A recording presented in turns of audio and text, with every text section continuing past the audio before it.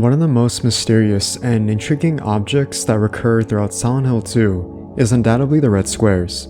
These red squares, at face value, are merely seen as a tool to save the player's progress at any given time through the locations you explore. You simply walk up to them and save your progress. And while this may seem evident with its overall function and presentation, these red squares offer far more substance to the player than you may initially suspect. To properly evaluate and give a concrete explanation behind this symbolic device, we need to go back to the original Silent Hill 2 to gain a familiar understanding. Much like Silent Hill 2 Remake, the original Silent Hill 2 also utilized the red squares as a save point mechanic for the player's progress. Inside the well is a red square that is very ominous and mysterious. A clue we can gain about the red square is when James makes a comment on it. James states, "Looking at this makes me feel like someone's groping around inside my skull." With this very vague description, this implies the red square can have a mental and physical effect on the user in question, that being James Sunderland. What's important about this little detail is that these effects work similarly to the function of the town that is Silent Hill when it comes to the town's spiritual power, manifesting such psychological and mental features that work differently in how each person sees them in their perspective. For example, many of the monsters that James sees throughout his experience in Silent Hill have various designs that have specific features to them, such as the bubblehead nurses and mannequins having notable sexual qualities that are emphasized to express James's suppressed sexual desires, and starvation from his wife Mary while she was sick. The flesh lips and the lying figure have appearances that express confinement and pain, where they vocalize their agony, a reflection of James's pain having to sit by and try to support a dying Mary while she was sick, whilst feeling the harsh beratement from her with such psychological and mental torture he suffered from. Another notable example of this symbolic representation of James's mental psyche is the mouths that appear on the monsters.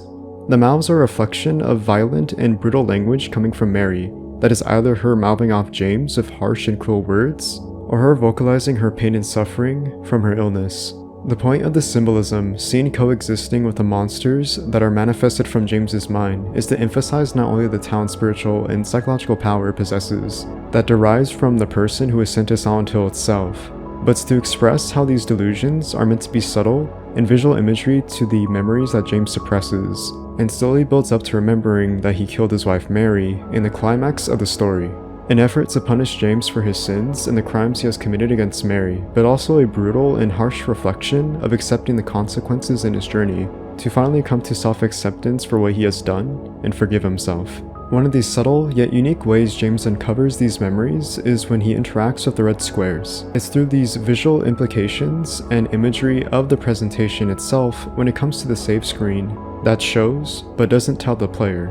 It can be interpreted that James looking at the red square is him reflecting upon his memories of the experiences he's had with Mary in his time before the events of Silent Hill 2, slowly uncovering and unraveling as the story progresses. To make this even more personal and meta, James's comment at the beginning of the game with the first red square can be seen as the player literally and figuratively reaching into his mind to recover his memories. It's like someone's groping around my skull. To go off topic for a brief moment, we can support this with Silent Hill 1 and Silent Hill 3, as they similarly have save functions that mechanic the same in terms of gameplay, but also as a symbolic device. For Silent Hill 1, it uses a notepad as its save point.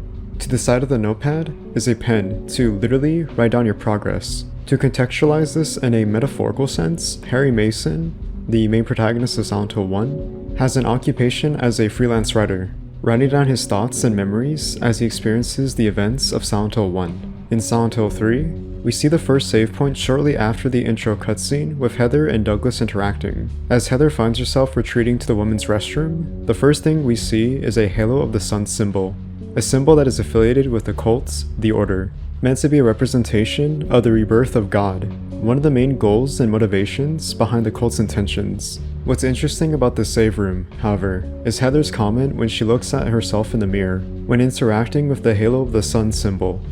She states the following: "The mark on this mirror, it looks familiar somehow. What do I know it from?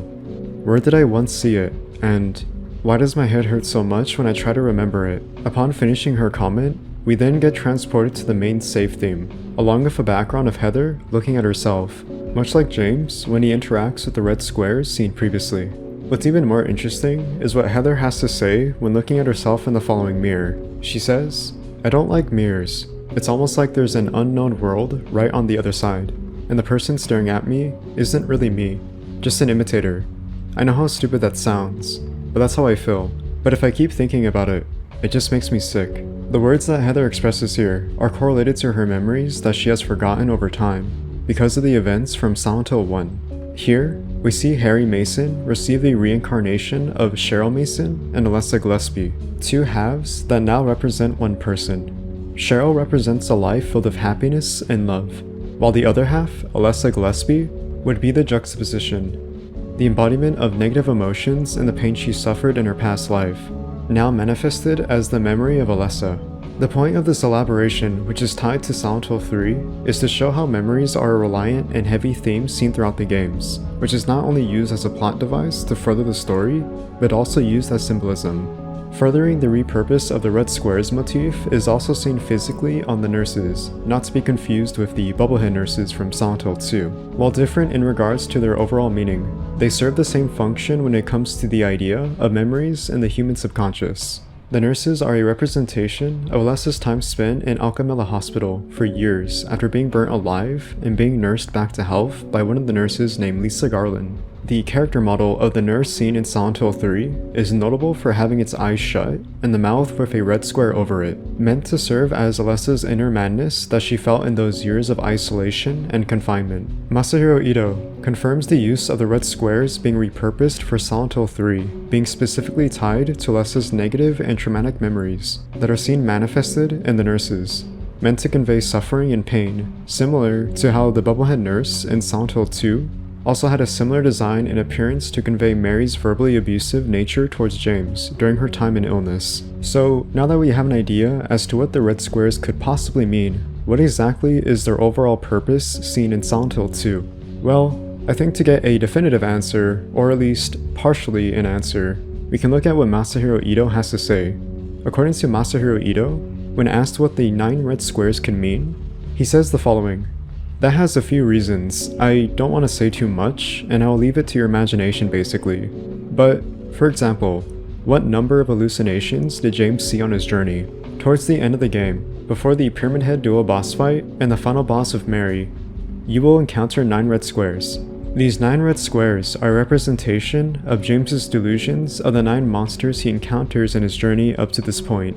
These are the lying figure, mannequin, bubblehead nurse, flesh lips, Mandarin, Abstract Daddy, Pyramid Head, Mary, and finally, Maria." What's a small yet subtle detail about this final save point is that when James looks into the red square, this time he is intentionally looking away as opposed to the previous times where he looked directly into it, resulting in a guilt-ridden and afraid James Sunderland from learning the truth with the revelation of him killing his wife, Mary. This leads me to interpretate the red squares as a device that is purposed to allow the user to see themselves internally into their subconscious to reflect on their memories. A reflection of reconstructing the truth by diving into their psyche to reveal their desires, their fears, and their weaknesses to remember what they seek and face who they are. I hope you guys enjoyed my attempt at giving my interpretation of the red squares in Silent Hill 2 and the meaning behind them. I don't believe there is a right or wrong way to interpret what they mean, as they are up to the player's interpretation at the end of the day.